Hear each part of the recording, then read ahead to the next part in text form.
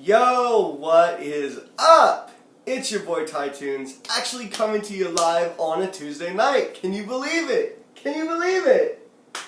I come rocking the gold chains, they for real, 24 karat magic, pinky rings up in the air, here to bring you the most exciting news in the week that was in hip hop. So, let's get going.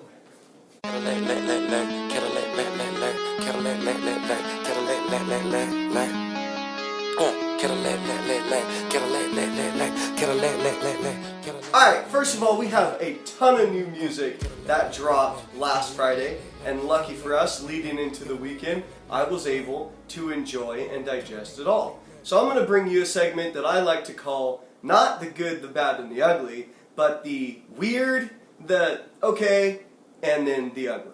So first things first, the weird. NERD drops No One Ever Really Dies. It's an extremely eclectic mix of rap, a little bit of rock, a little bit of funk and fusion. Kendrick swings by on 2 tracks to deliver some pretty sick rapping, but it wasn't as much as I was expecting when they dropped Lemon, I want to say a month or so ago with Rihanna. That beat was insane. I played it over and over and over again, much to the cringe of my coworkers and my wife, but I loved that track. So hearing the rest of it unfold was kind of like, okay, this is fun, this is interesting, but I don't know if I would quite go back to it. There wasn't really a whole lot that bumped in the traditional hip-hop sense, but I liked it, hence the eclectic. Second one was Jeezy, Pressure. Now this one kind of dropped out of nowhere. I didn't have my radar up on it quite so much. Leading up to Friday, there was mention of a J. Cole and Kendrick and Jeezy track. I believe it's called Pressure. It's called American Dream.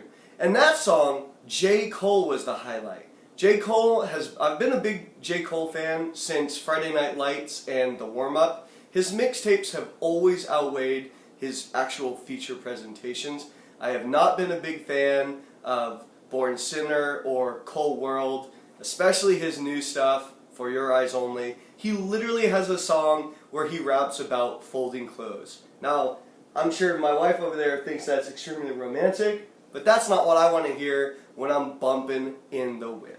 So, sorry, but this new stuff, J. Cole really came out with the fire. I think he outshone Kendrick. Jeezy, it's not too hard. My feelings on this album as a whole were it's not quite as good as Seen It All. Probably better than In the Streets or Church in the Streets, but I wasn't feeling it too much. And finally, the Great White Hope. Eminem comes out with the worst album of his career, Revival, with such cringe-worthy rhymes as, I just crapped on my girl, she's what my ex lacks. I mean, come on, man. The album cover is literally a facepalm, and that's what I felt multiple times while I listened to this damn album. It's so bad. He flips Joan Jett, I Love Rock and Roll. Terrible, terrible. He also takes a Cranberries sample, the old band from the 90s. This album was all over the place, with maybe only its redeeming factor being the last 3 tracks, where he kind of culminates his career as a whole and his life in general. Remember, Eminem overdosed, and we almost lost him. So on this one, I'm not going to say anything too terrible like good riddance, but definitely should have came back stronger with an album titled Revival. Yeah, so, fam, what's up, fam? I got my chains on, and thanks to my boy Stefan, I've been listening to a little bit of grime.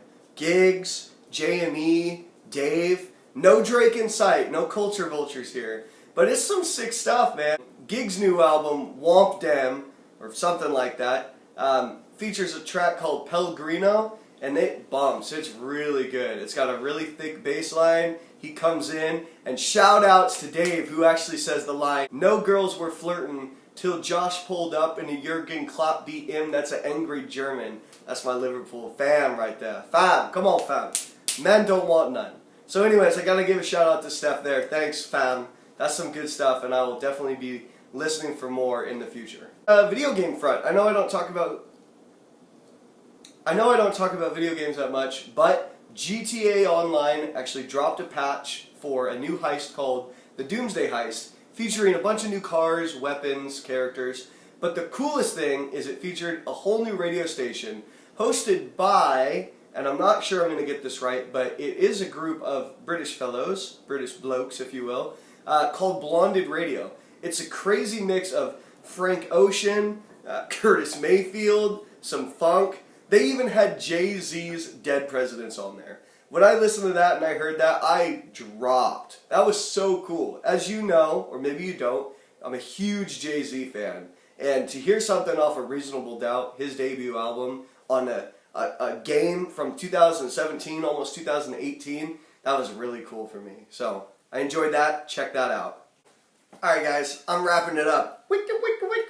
But I do got to give a shout out to, first and foremost, my absolutely amazing wife, who threw not one, but 2 awesome Christmas parties this weekend. Sorry for those that weren't invited.